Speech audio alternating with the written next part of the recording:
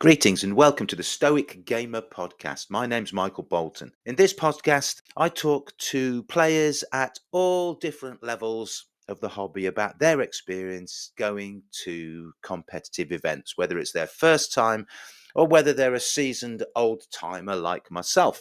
I discuss the events we're going to, I discuss the events we've been to, and I talk about everything from army building, rules queries, happenings on the table to hotel disasters and culinary and gastronomic accidents, all part of the hobby and all part of visiting different parts of the country and the world as part of our fantastic 40k hobby. If you like this kind of content and you want to hear more, please let me know. If it's on YouTube, please just leave something in the comments. I'll always get back to you if I can. And if you're listening on any other kind of platform such as Spotify, do leave me a message. I can get back.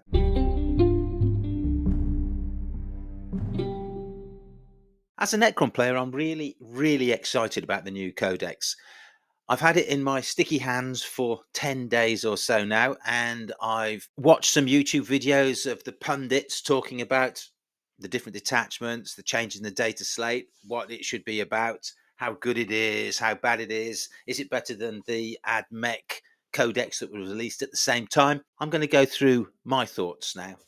I'm going to cover 5 different detachment options you can have and the benefits they have, touch on the enhancements and the stratagems, and then I'm going to have a quick look at the changes in the data slate, so which units have improved, which units have got worse, and then at the end I'll probably have a little bit of a reminisce about which ones I think are the best units to be using in the future, which detachments are potentially the most effective in a tournament setting. So, first things first, the new codex is terrific. I've got it in front of me. It has some fantastic blurb and bump and narrative in the first half of the book. It's a normal high quality print that Games Workshop is renowned for. One of the things I notice, however, when I get onto the rules and the stratagems, the print size or the point size, if you're into this kind of thing, is actually quite small. It's printed in grey on a beige paper, and when you get to my age, that's actually a bit of a struggle. And if I was their inclusivity manager at Games Workshop, I'd be saying, hang on, fellas, are you sure that everybody can read this? Because I think there's a bit of an issue with us old blokes. There's never enough light now to read everything properly. So it would be nice if they made the print size a little bit bigger. That's a small price to pay for what is otherwise a really high production value book. 5 detachments. The first one, Awakened Detachment. This is essentially the same detachment that was in the index and that we've been playing for the last couple of months. There are a few changes. The main thing that Awakened Dynasty gives you is +1 to hit for any unit that has a leader in it, is led by a Necron's character. You've still got all the same enhancements. You've got Veil of Darkness, so you can teleport a unit once per battle anywhere you like. Veil of Darkness still allows you to teleport around the battlefield once a battle with one unit. It's really powerful. It's worth having. The next enhancement is the Nether Realm Casket, which is great, and it gives a unit stealth. That's not bad. -1 to hit at range is always a good thing to have.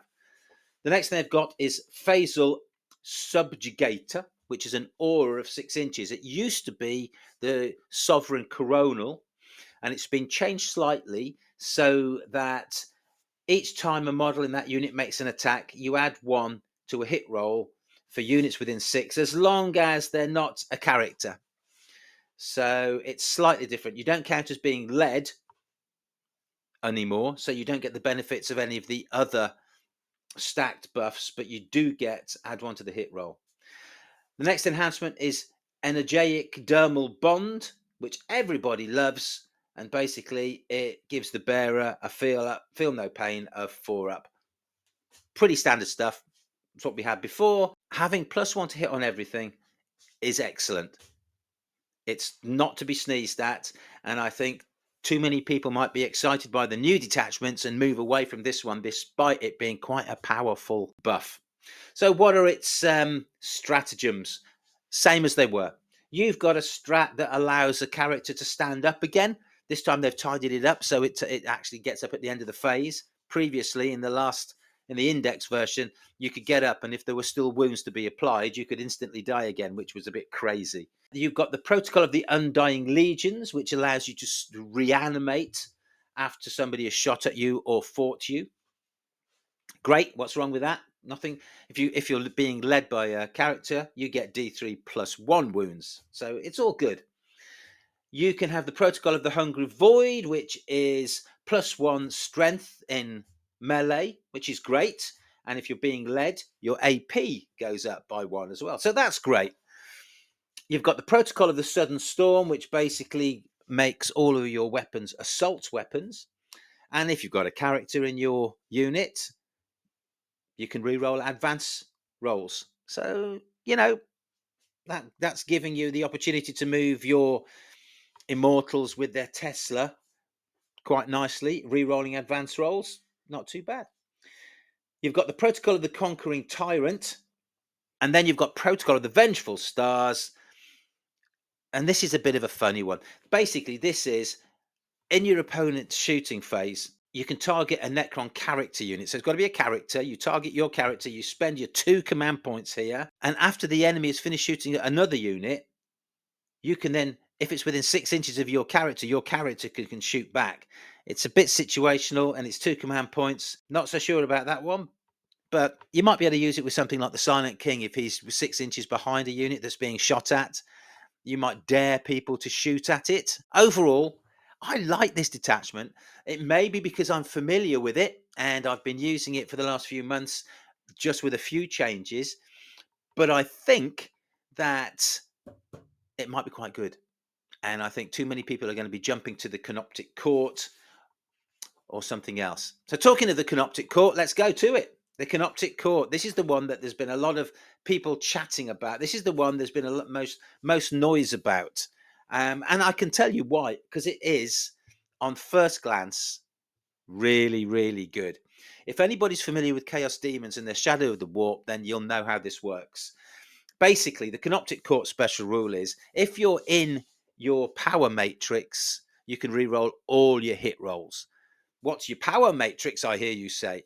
Your power matrix is your deployment zone and your no man's land if you control more than half the number of objectives in it, and similarly in your enemy's deployment zone. So essentially, you can stand stuff in your own deployment zone and get re-roll all of your hits. Sounds fantastic. Now, that is the detachment rule. Everybody loves it. It's terrific. Until you look into the details. The details are it only works on cryptic and canoptic units. These are units that are probably going to be hitting on 4s because they're things like wraiths, they're canoptic doomstalkers, scarabs, spiders, that kind of thing. So you're going to be, it's not going to be that much better really than hitting on 3s at the end of the day. Also, you've got to control those middle objectives if you want to have your power matrix there and you want to be fighting hand to hand in that mid-board area. You've got to make sure that you're controlling it, and I'm not sure that's going to be easy. But nevertheless, moving on, it's a really nice mechanism and it gives some flavor. What are your enhancements? Well, your enhancements for this is, and everybody's going to take this, infiltrate. You can give a unit a cryptic model infiltrate. Fantastic. Another one is, that's the dimensional sanctum. Another one is hyperphasic fulcrum. This one basically is, you give it to a cryptic. If you're within the army's power matrix, each time a model in that unit makes an attack, re-roll a wound roll of 1, which is really good. You've got an auto divinator, which I think will have to be taken because you're going to be spending command points, and this gets you command points back every time your opponent gains a CP as a result of an ability. You roll a dice on a 2-up, you also get one. So if they've got somebody that is a CP battery generating CPs for them, every time they get one, you've got a very good chance of getting one as well. And then there is something called Metallodermal Tesla Weave. Once per phase, when an enemy unit selects the bearer's unit as a target of a charge, on a d6 of 2 to 5, the enemy suffers d3. On a 6, it suffers 3 wounds. So basically, if you're being charged and you want to chip off d3 or 3 wounds, that's your chance to do it. Sounds good so far, doesn't it?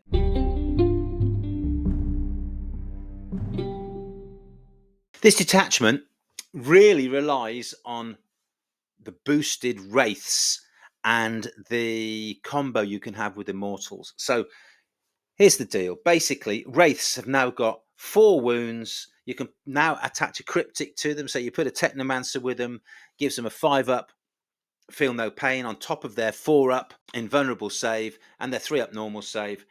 And you give them the infiltrate piece of kit. So you've got 6 of these guys sitting on an objective in the no man's land. You're halfway to getting your power matrix in the middle of the field.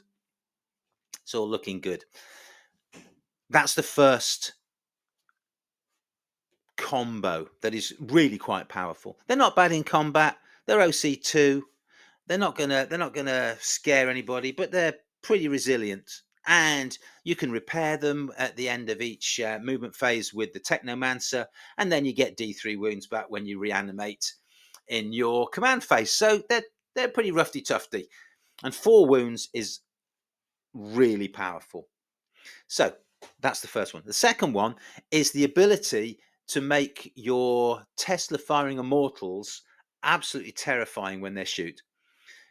Put a plasmancer with them so that they have exploding 6s on 5s and 6s. Use the ability to reroll all your hits. So you're hitting on 3s, rerolling everything.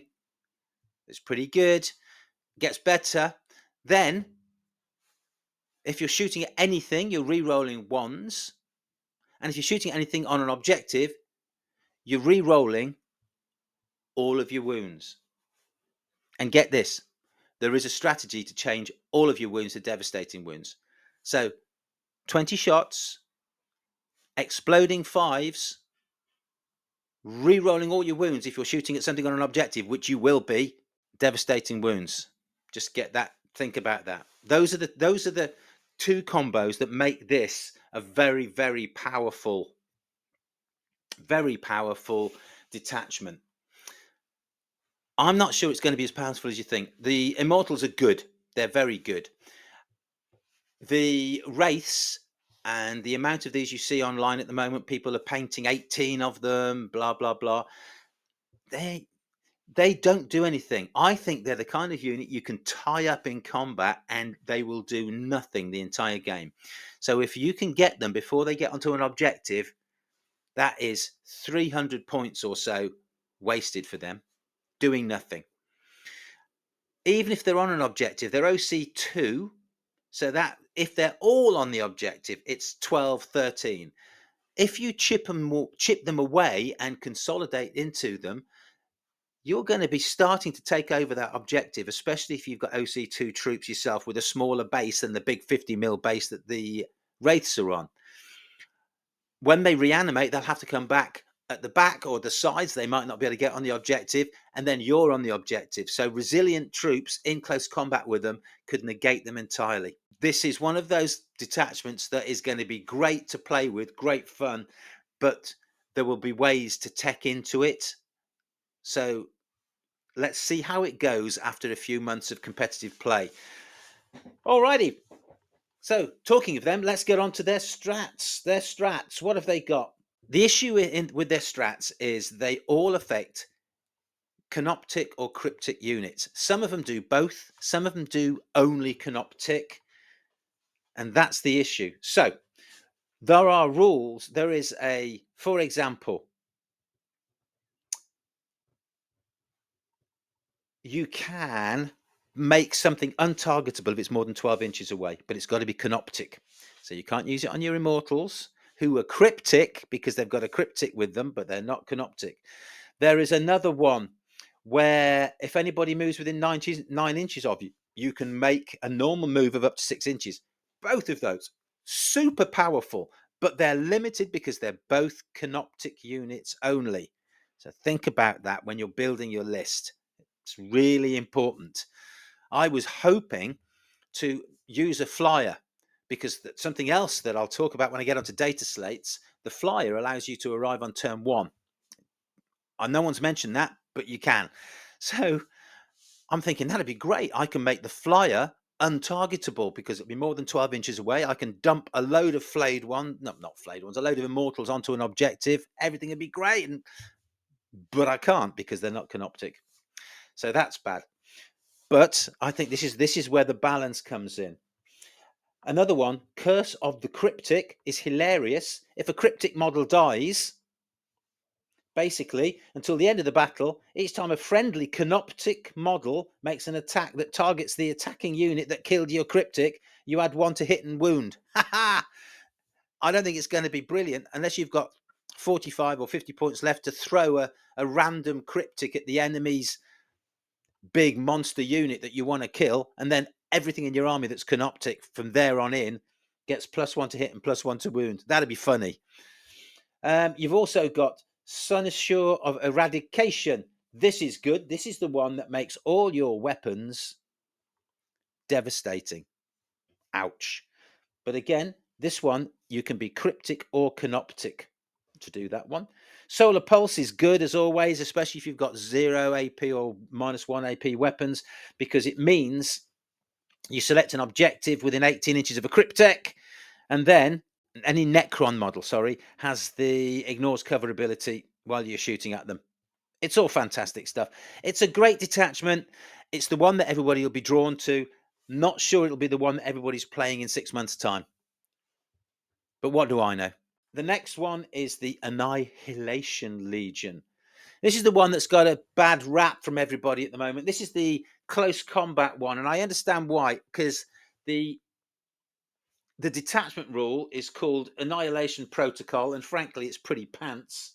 Each time a destroyer cult or a flayed one from your army declares a charge, you can re-roll the charge roll, and if the enemy is below half strength, you can add 1 to the charge roll. Not that great. Not that great. Enhancements, not bad. They've got Eternal Madness, Fight on Death on a 4-up, not bad. They've got Ingrained Superiority. Each time a model in the bearer's unit makes an attack on a critical wound, improve the AP by 1. Yeah, it's not too bad. So 6s are APs higher. The Eldar have had something like that for ages. You've got Soulless Reaper. Destroyer cult model only. So we'll have to look at what that means later on. But essentially, each time an enemy unit within engagement range falls back, roll a d6 on a 3+. You can't. You've got to stay stationary. That's quite powerful. And then Eldritch Nightmare, which is also Destroyer cult only. At the start of the fight phase, each enemy unit within engagement range has to take a battle shock test. Situational. Battle shock can either be devastating and stop you scoring points, or stop the enemy scoring points, or it can be a complete waste of time and nothing happens. Not convinced about that one, but there's some not bad stuff there. What is concerning for me is that the Annihilation Legion is obviously there to try and help the sort of close combat assault side of the Necron forces, but it doesn't really do much for the Locust Destroyers, say, or the Hexmark Destroyer. So this, although it does help Scorpec Destroyers a little bit, and flayed ones, it doesn't do a great deal for anybody else. So what's their stratagems? He said, looking at the book, because this is one that I haven't really bothered with. But okay, Masks of Death. You can one destroyer cult or flayed one unit. Each time an attack targets a unit, subtract 1 from the hit roll. It doesn't say shooting. So basically, you can charge in with destroyer cult or flayed ones, and it's -1 to hit. Well, that's not bad in combat. The next one's a good one. The Spore of Frailty. Again, destroy a cult or flayed ones. Till the end of the phase, each time a model from your unit makes an attack that targets a unit below starting strength, so just below starting strength, you add 1 to the hit roll. If the target's below half strength, you add 1 to the wound roll as well. Now, if you can chip something off a unit and then charge in, that's not bad. The next one, murderous reanimation. Basically, destroy a cut or flayed ones. If you destroy an enemy unit, your unit's reanimation protocols activate. Okay. Then you can have pitiless hunters. Till the end of the phase, again, destroy a cut or flayed ones. Each time a model unit makes a piling or consolidation, you can move 6 inches. Nice for the extra movement, jumping on objectives, tying up other units, and then not letting them fall back because of your enhancement. Can work. I'm almost being contrary here. This is definitely the weakest of the detachments. But for me, I'm kind of, I wonder if I can make it work. Oh no, I've got to stop myself. The next stratagem is blood-fueled cruelty. You just, again, destroy a cult or flayed ones that started the phase with an engagement range of an enemy. Roll a d6. On a 2 to 5, the enemy unit suffers d3 mortal wounds.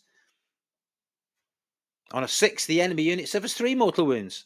Your unit can then make a normal move, but must end that move as close as possible to that enemy unit. Don't understand what that means. It just looks like it's throwing out a few mortal wounds. And finally, we've got Insanity's Ire.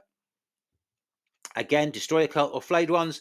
Your unit can make a normal move after you've been shot at. So your opponent's shooting phase, when they shoot at you, if you lose 1 or more of your models, you can make a normal move, but you have to end up as close as possible to the enemy unit. That's always handy to get that extra little bit of movement. So overall, not my favourite, but there's something in there, and I think Games Workshop might do something, and we're still waiting, remember, for the FAQ, because I'm sure there will be some, and I don't know whether they'll incorporate it with the January data update, the data slate update, so, or whether it'll be a separate thing. Waiting to see. Right, after the break, I'm on to the obeisance phalanx.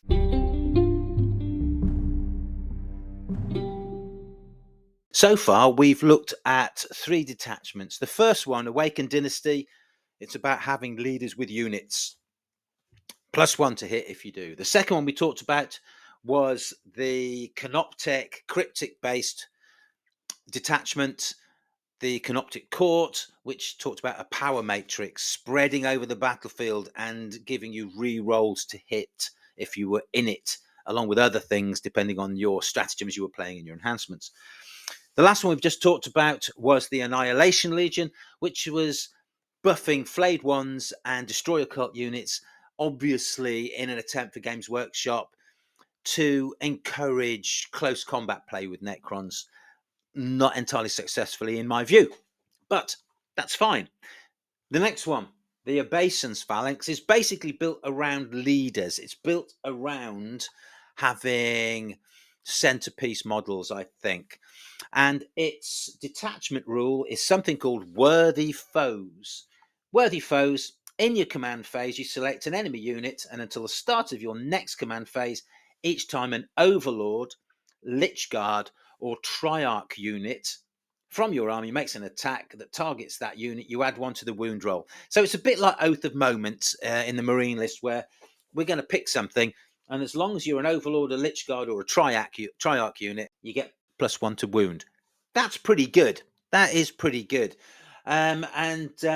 Especially because it can be anything. You pick that at the start of your command phase. So, I quite like that. Let's have a look at the enhancements you can have. So you can give each of your units something called Honourable Combat. But there's an issue as far as I can tell. And I don't know whether this is an error or not.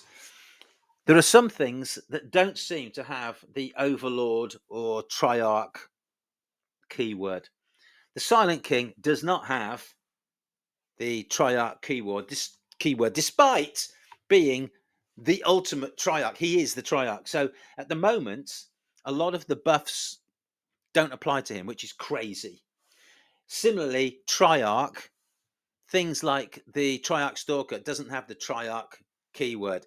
I suspect this is an oversight and will be rectified by Games Workshop. So I'm going to assume that things like those two issues are going to be sorted out, because otherwise it just doesn't make it makes a nonsense of the whole thing. So let's assume that things like the Silent King does have the Triarch keyword in the future, and the Triarch Stalker has the Triarch keyword, blah blah blah, and any other little things like that. That is clearly whoever wrote it went to sleep for half an hour when they were copy reading it. Okay, so enhancements, honourable combatant, an overlord character model only. Now, there's also some issues with some people haven't got overlord, the Silent King, for example. And I'd have to check, but I suspect a couple of others haven't. But moving on. So, overlord models only. Your opponent loses a CP if they have any. So, I'll make that quite clear. If your overlord model, whoever that is, destroys an enemy character, your opponent loses a command point. I love that. I think it's really, really funny and powerful and unlikely to happen very often, but great fun. Second thing, unflinching will, overlord model only. Bearers melee weapons have precision and anti-infantry 5. Not many overlords are any good in combat in the Necron lists. They usually have 4 attacks, strength 8 -2. They usually do 2 damage. But I suppose if you wanted to give them precision and anti-infantry 5, you could, and it would save you having to spend the money on the core stratagem, the command point on the core stratagem, because you'd already have it. But not sure. Then you can have warrior noble, again overlord only. You've got to give it 2. Each time a melee attack targets the bearer's unit, you subtract 1 from the hit roll. That's not bad. -1 to hit in melee, I'll take it. Not bad at all. And then you can have Eternal Conqueror, overlord model only. Each time a model in the bearer's unit makes an attack that targets an enemy unit within range of an objective marker, I can reroll hits. Not ones, all hits. So Eternal Conqueror, yeah. Each time a model in the bearer's unit makes an attack that targets an enemy unit within range of an objective. So this can be shooting or combat. So think about that for a minute with your, whatever it is. You don't need it on Immortals because they already re-roll their wounds, but now you're re-rolling their hits as well. You're re-rolling all their hits, just imagine. And don't forget, it's a bit like with the Canoptic Court unit. You'll be re-rolling hits, and if you've got a Plasmancer, you're getting exploding 5s and 6s. That's really good. I like that. Okay, so those are their enhancements. All, you'll note there, can only be given to overlords. So you can see where this is going. So what are their stratagems like? Well, they're not bad, actually. They're not bad at all. Not as good as the Canoptic Court, where you can't be shot or you can't, and you can move away, but, not bad. So the first one is your time is nigh. You target your Necron Warlord. Okay. Till the end of the battle, each time an enemy unit takes a battle shock or leadership test, subtract 1 from the result. So when you do this, after your opponent's warlord is destroyed, so you have to kill the warlord, and when you do, your warlord says, ha ha, from now on, all your battle shock and leadership tests are at -1 for the rest of the game. It's not going to happen. You're not going to kill the enemy warlord early enough in the game for it to make any difference. The next one is Enslaved Artifice. You target, in the shooting phase, you target a Necron's unit, not Titanic, till the end of the phase. Each time a model in your unit makes an attack, an unmodified hit roll of 5 scores a critical hit. So your critical hits on 5s. Yeah. Critical hits on 5s. I'm trying to think of what that would be good with, but anything that has, let's think, devastating, lethal hits, sustained hits.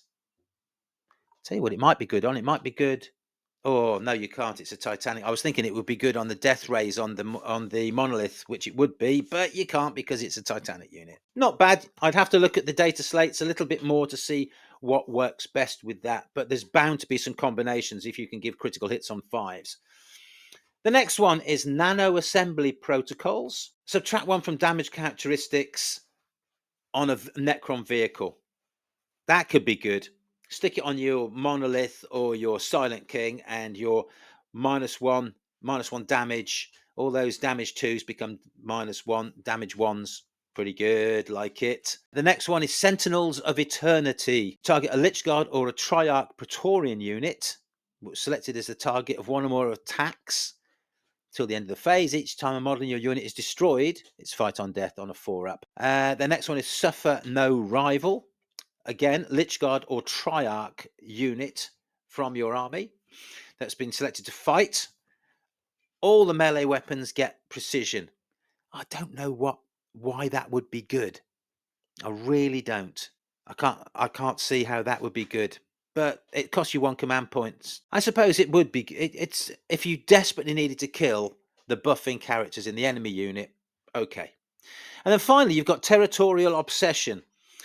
In your command phase, Lich Guard or Triarch Praetorian unit, until the start of your next command phase, add 1 to OC of mods and unit, and if it's a vehicle, you add 3 to the objective control characteristic. I can see that coming into its own towards the end game when you're struggling with 5 Lich Guard, and all of a sudden, instead of having 1 OC, they get 2 OC, so they go from 5 to 10. That could make a big difference. So that's the Obeisance Phalanx, and I like it a lot. I think that might be the one that ends up being the go-to after Games Workshop have clarified some of the omissions, and people have realized that the power matrix and the canoptic core isn't quite as good as people think it is.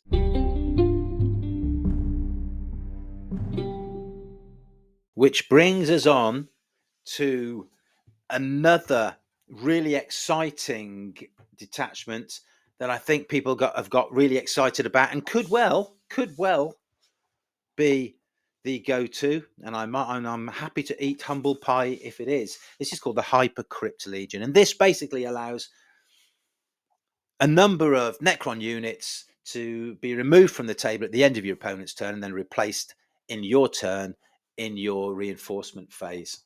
Really powerful stuff. And the number of units depends on the size of the battle, but for a 2,000 point strike force battle, 3 units can be removed.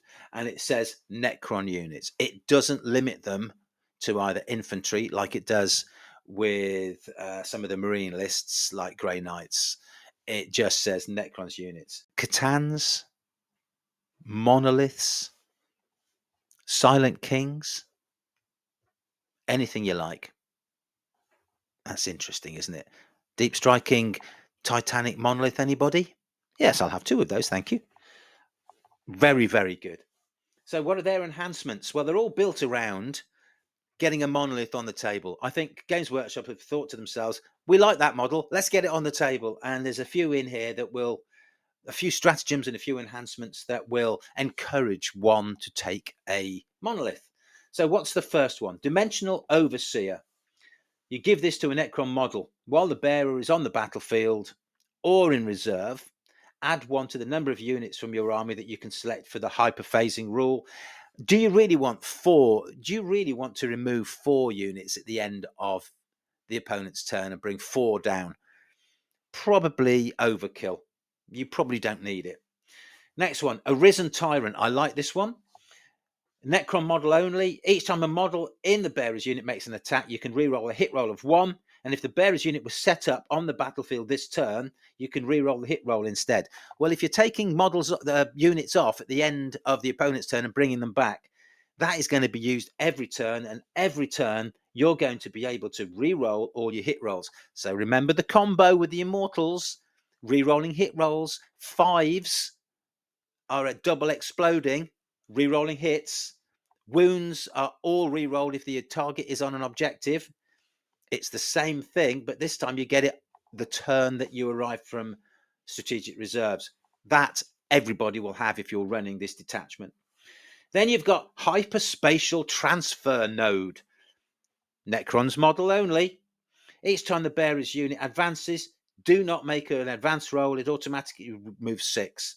It's the same as having the Overlord with the Shroud, but you've got it. You can put it on a Necron's model. So you want another unit, and you don't want to have another Overlord with a Shroud. Do it. And then finally, and this is quite a good one, is Osteoclave Fulcrum. If you give it to a Necron's model, models in this unit have the deep strike ability. So if you wanted to remove a model and it goes into strategic reserve, if it didn't have deep strike, it would have to come on the table edges within 6 inches. Now you can make something that doesn't have deep strike. So if you wanted, I don't know, 6 Tomb Blades, 10 Lich Guard, something like that, to arrive in the middle of your enemy's army rather than at the sides of the table, yes, please, I'll take one of these with my character, and the Osteoclave Fulcrum will allow me to do that. So that's quite powerful in combination with the hyperphasing rule that allows you to take units on and off the table. So what are their stratagems like? Pretty good. And they all tie in to the hyperphasing rule. So the first one is hyperphasic recall. You target a Necron's infantry unit from your army that has had a model destroyed in either the shooting or the fight phase, and you have to have a monolith on the table. Even if you're engagement range, wherever you are, if you've lost at least one model to shooting or in the fight phase, basically pick up your infantry model and put it back somewhere within 6 inches of your monolith.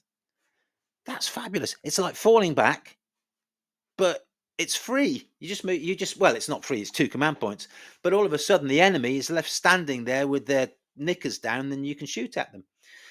And you've got a unit out of the way that's not going to die and will reanimate quite nicely. Thank you very much. The next one, quantum deflection. Oh, this is fabulous. Necron's vehicle unit, you can give it a 4-up invulnerable. 4-up invulnerable on your monolith, I hear you say? Yes, please. That's terrific. Thank you. Ding, ding. The next one, reanimation crypts. Okay. Necron's warlord. For each of your Necron's units in reserve, so you do it in your command phase before you bring your 3 units down that you've taken off. All of them get to reanimate while they're in strategic reserve. Nice. Next one is cosmic precision. In your movement phase, a Necron's unit from your army that is arriving using the deep strike or hyperphasing rules. Basically, one of the units you're bringing back for 1 command point can now be dropped just over 3 inches away from enemy models. You can't charge, but you can be 3 inches away. You know those marine inceptors with the plasma pistols? Well, you can do the same thing now. The next one, dimensional corridor. Now this, not bad. You choose a Necron's unit from your army that was set up on the battlefield this turn using the Eternity Gate of the monolith. So you bring something through your monolith. Usually it can't charge. If you use a dimensional corridor, which costs you 2 command points, you can charge. So you whip something from across the battlefield like a unit of Scorpic destroyers. They pop out and they go, and they've got to be within 6 inches of the monolith, but there's nothing to say they have to be 9 inches away from the enemy. So if your monolith is being mobbed, you bring these guys through, potentially just an inch away from the enemy, and then you can charge for 2 command points. Bish, bash, bosh. Fantastic. And finally, entropic damping. This is quite funny. I don't think anybody will ever use it, but it's quite funny. Your opponent's shooting phase. When the enemy has selected its target, a Titanic model from your army that was selected as the target of 1 or more of the attacking units within 18 inches, so it's basically going to be your monolith. So if anybody shoots at your monolith for 1 command point, you can make all of their attacking weapons hazardous. I can't see where you'd use that, where the attacking models haven't already got hazardous weapons, but nevertheless, it's one of those things that there will be an opportunity to use it, and I just can't imagine where it would be. But there you go. So those, my friend, are the different detachments. In my view, the Annihilation Legion, the close combat one, is difficult. I still can't see it being, it's not going to be one of the best ones. The Awakened Legion, which is the one that is the index one with +1 to hit on every unit that is led, is solid. It's really solid. It's just good. Then you get to the three ones that I think are just a little bit better than the others. Hypercrypt Legion. This is a jumping around the board, killing things and getting out of trouble. I struggle with this when I try to put a list of two together. It gets very expensive very quickly. You put a monolith in there, you really want a Catan or two because you can drop them in 3 inches away from people and get behind enemy lines or deploy teleport homers or whatever else. All of that stuff. So it's I've tried to do it, but I only end up with about 9 units, and I feel that might put a crimp in its ability to score secondaries. But you know, I think it's a really powerful one, and it's one of those where good players will be able to exploit it really well. Then you get on to the Canoptic Court. I think every player will start with this. They'll paint 18 wraiths. They'll put a Technomancer with each wraith. They will deploy one of them with the enhancement that allows infiltrating on one objective. They'll run on to the other one, and they will shoot out of their own power matrix areas, rerolling all their hits with things like Doomstalkers and hope for the best. I think that will do well for a month or so, and then I think all your opponents will work out how to just push the wraiths off objectives, keep them in combat, and basically score the primaries. And then I think they'll change. Finally, the one that is my favorite, as long as Games Workshop update what I think it clearly errors in the keyword areas, is the Obeisance Phalanx, where you get to pick a unit, and pick a unit, and that suffers -1. Add 1 to our wound rolls against it, and you've got some really nice enhancements for Overlord models. But I think they have to make sure that they give the models that should have Overlord keywords, otherwise that is a pointless detachment. I'll be back in a minute. I'm going to then be talking about some changes in the data slates and which models I think you're going to see and which models you won't.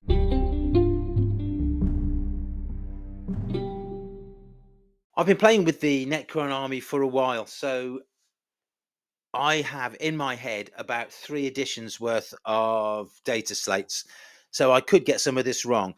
I'm going to go through the codex, picking out highlights rather than anything else. I'm not going to go really deeply into it.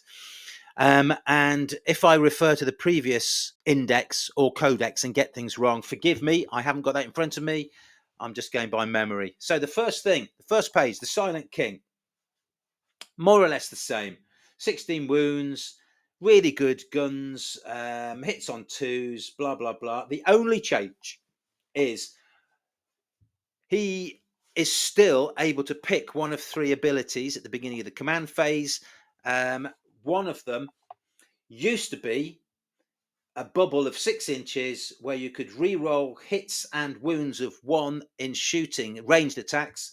Now you can re-roll hit rolls of 1 and wound rolls of 1 in shooting and melee within 6 inches. That's good. That's a good improvement. Everybody likes that. The bad thing is his keywords do not include either Overlord or Triarch. So if you want to put him in the Obeisance detachment, he's not going to get anything. So that's not good. Imitate the Stormlord, very similar, really good command point battery. You basically get an extra, if he's on the table, you get an extra command point in your command phase. Well worth it, in my view, especially for some of the more command point hungry detachments, like the hyperphase detachment, the hypercrit detachment. So he's pretty good for that. Then you've got Illuminor Seraz. He's always good. He's come down in price. He's only 160, I think, now.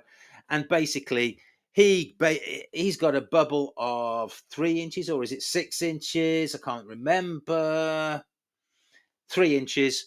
It's 3 inches. And basically, if you're within 3 inches, you get Armor of Contempt, and your outgoing shooting AP is improved by 1, which is fabulous. Other than that, he is a cryptic, and he gets lone operative if he's within 3 inches of a Necron unit. Now, I can't remember. I think that used to be a Necron infantry unit. Now, if he's 3 inches of any Necron unit, he can't be targeted with more than 12 inches away as a lone operative. Trazin is a waste of time. Don't take him. I'm not even going to comment on him. Orokin the Diviner. He's very similar. He's still the cryptic that gives the unit he's with a 4-up invulnerable. He could be good with a big unit of warriors, but I'm not seeing warriors as being the battle line unit of choice. If you're going to take battle time units, you're going to take multiple immortals now because of their built-in ability to reroll wounds.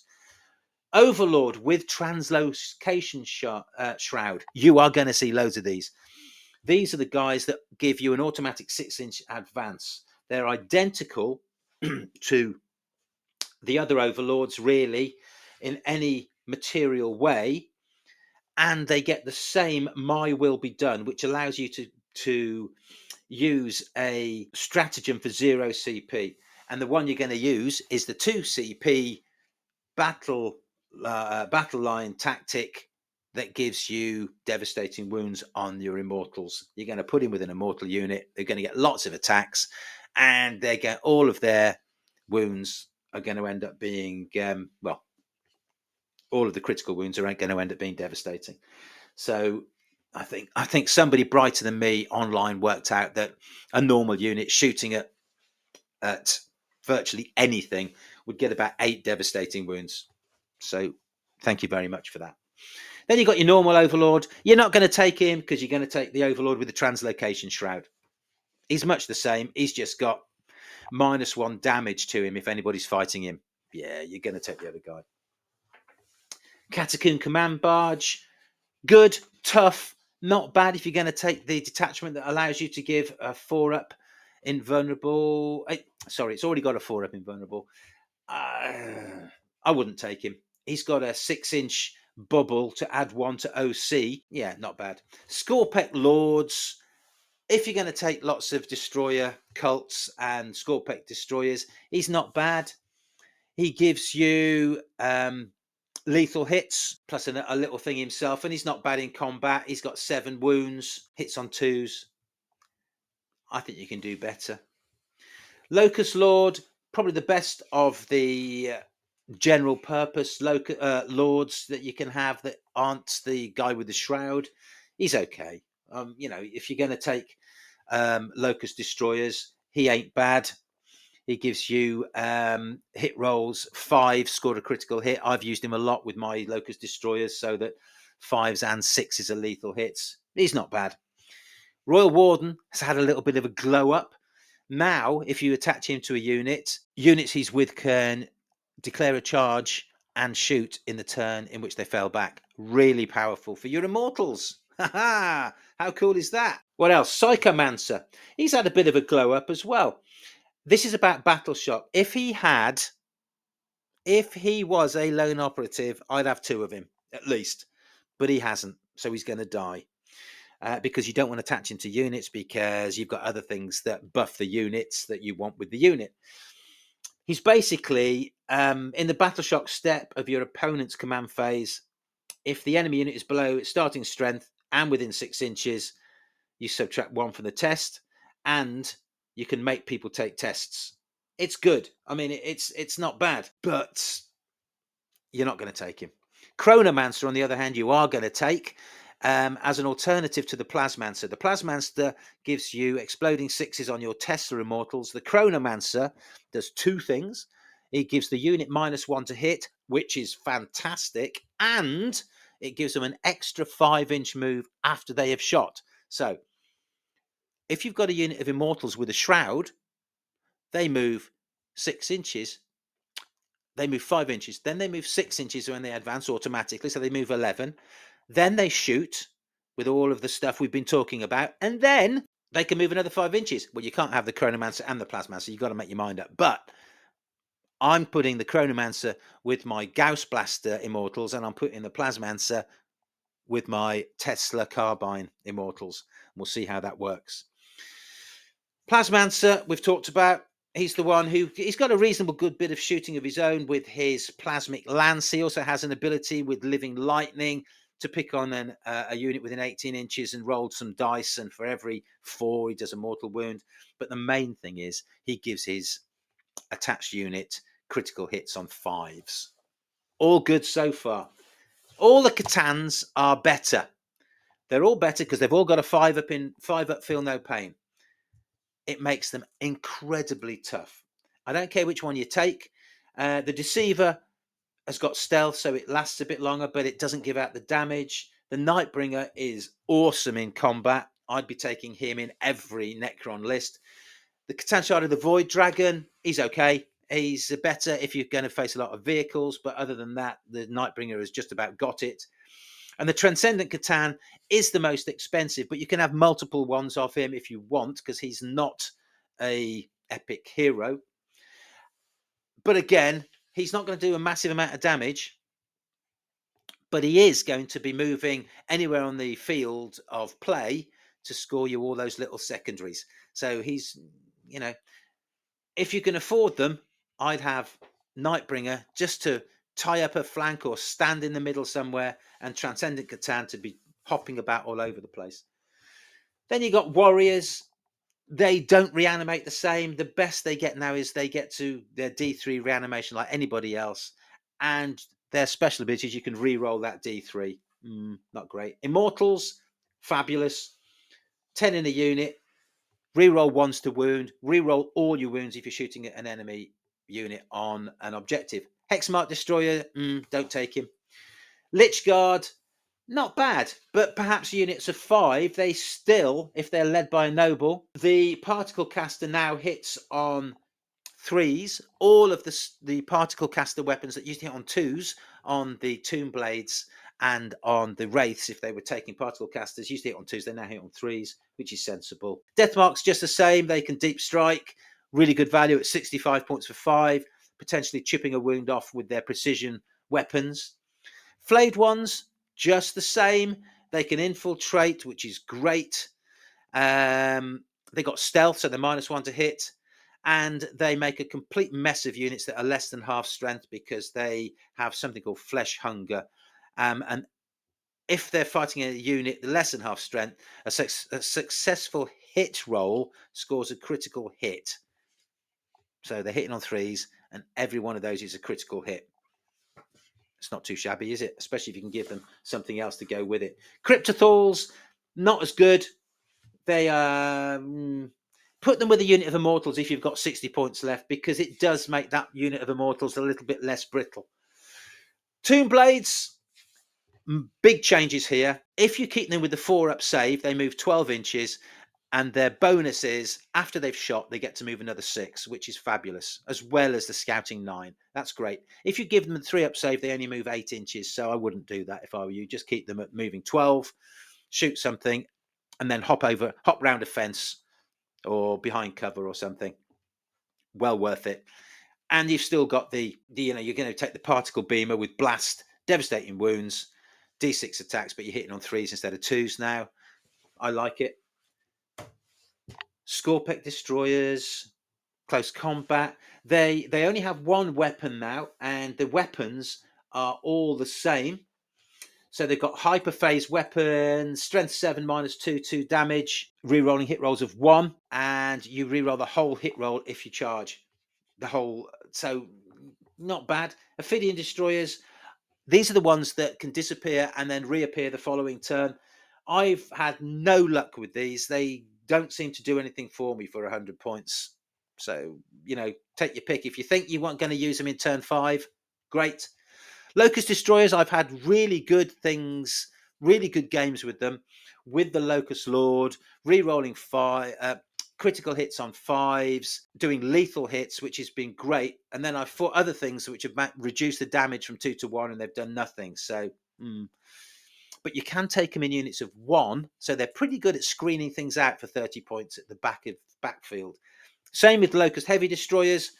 You can have their Enmitic Exterminator, which fires a bucket load of dice and is great at shooting hordes, or you can have the single shot Gauss Destructor, which is heavy lethal hits, pretty good against vehicles. I like it. The Reanimator, I'd take it. If you're taking a couple of units of Immortals, take it. Hopefully your enemy's going to be much more engaged with your Catans and your Immortals that are doing devastating wounds all over the place. Then you've got Scarab Swarms, Canoptic Spiders and Wraiths. They're all Canoptic. The Wraiths are really good, as I've explained earlier on. The Spiders are not bad either. They can take particle beamers with devastating wounds, D6 attacks, hitting on 3s, strength 6, 0 AP, but devastating wounds. I would be pretty confident with those.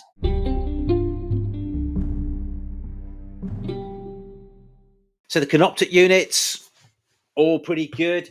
The good thing about Scarabs now is that although they're swarms, you can get them to be OC1 by having a cryptic within 6 inches. If you've got a cryptic within 6 inches of your Scarab swarm, they suddenly get 1 OC per base, which could make a difference, especially when they are also reducing the OC of enemy units that they're within engagement range of. So you never know, that could help. And of course, the spider will spew out another base of Scarabs every turn.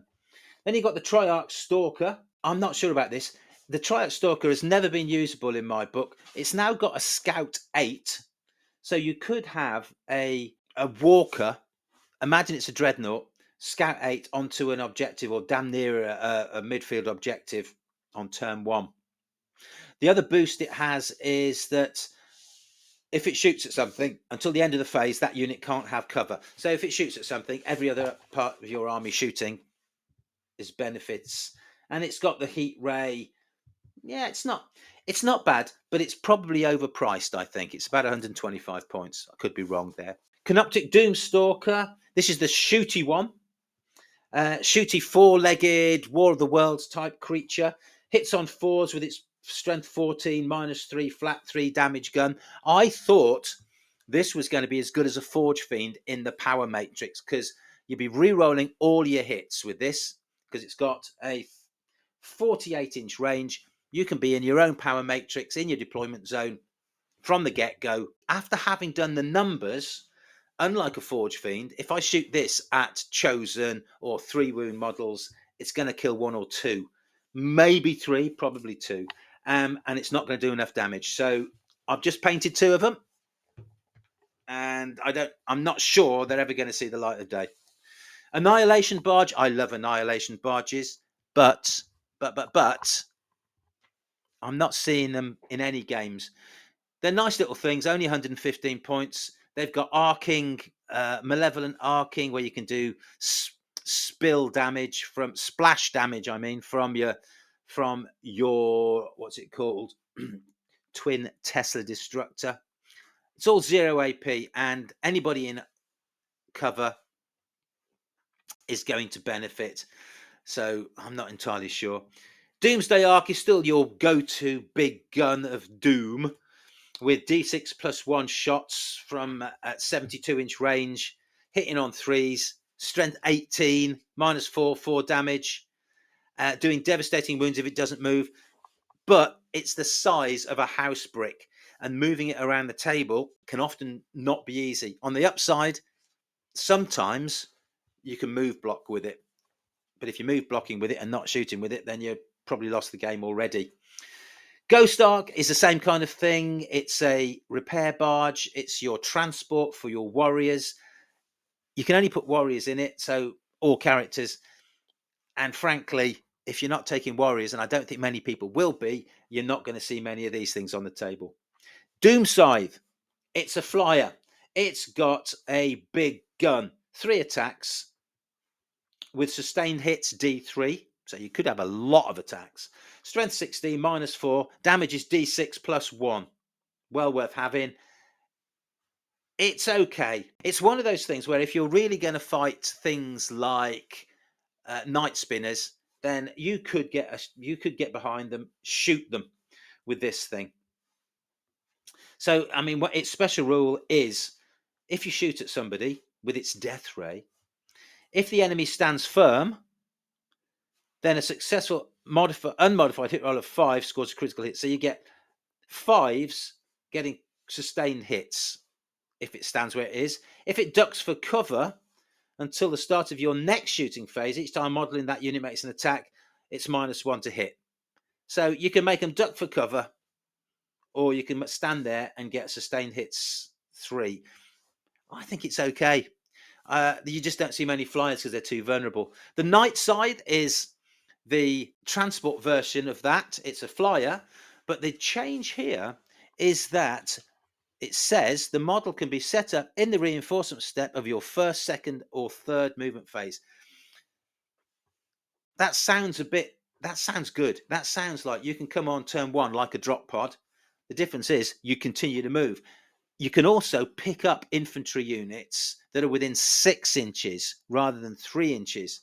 So you arrive turn 1, you drop off 10 immortals on an objective. Thank you very much. If you survive the shooting, which you probably won't, but if you do, you can zoom over to the back of your table, pick up another unit if you want to, and then bugger off into strategic reserve, returning on turn 3, dropping another unit off wherever you want to. And I think there's some play in that. I don't know quite what, but I think there's play. Then there's an obelisk. Don't even bother. It's a giant monolith that is rubbish. Then there's a tesseract vault. Really good, but huge. And I'm not certain how you'd be able to play it very easily on the tabletop, but it's great. It basically, in your shooting phase, when model is selected to shoot, you can select 2 different Catan power weapons, which are better than the normal Catan powers, and shoot them or use them. It's got, how many wounds has it got? Lots. 24. 4 up invulnerable. It's a big old beast. Then you've got the monolith, which is good. It lacks a invulnerable save, but in one of those detachments, you can give it, for a command point, a 4 up invulnerable. Think about that.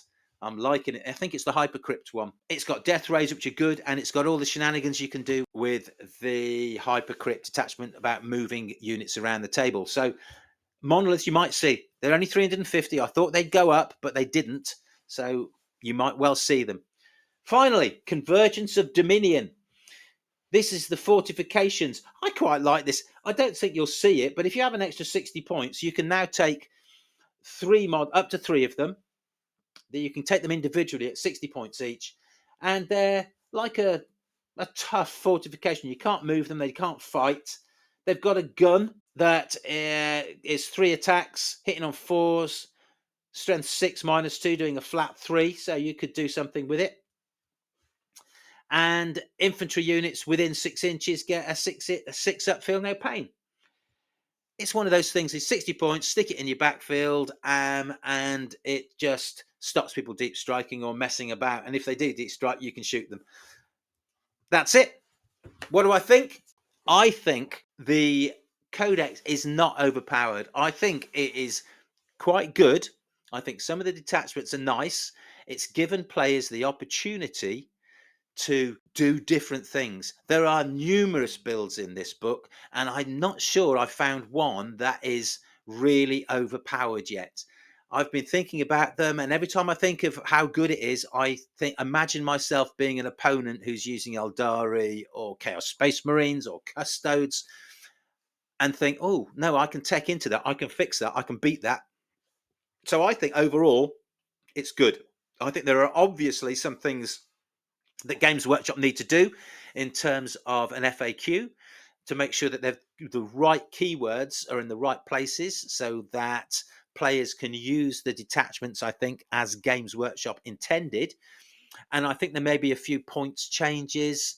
I think people are expecting Wraiths to be nerfed.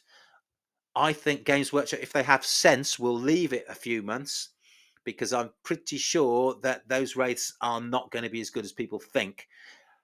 I think they might do something with the Annihilation Legion to make them a little bit better, because at the moment they ain't that good. If they were to give some of those powers they've given to destroyers units to the Locust, the shooting destroyers, I think that would help, but that might mean quite a bit of rejigging, and I don't think they'll be up for that quite so soon.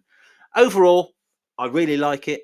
I'm going to be playing some practice games next week against Alex. I'm going to be taking the Canoptic Courts, and I'm going to be taking a Hypercrypt Legion build just for fun. I'm not sure that they'd be good at the moment. I need to play them a few times, but overall, I'm excited by it. So if you've enjoyed any of this ramble, please like, subscribe, tick the box, press the thumbs up, be a good fella, help me out. And until we speak again, and this will be after Christmas, because I'm going to be winging it away on holiday to sunnier climes for a few days. Until then, while I'm in the sun, see you on the ice.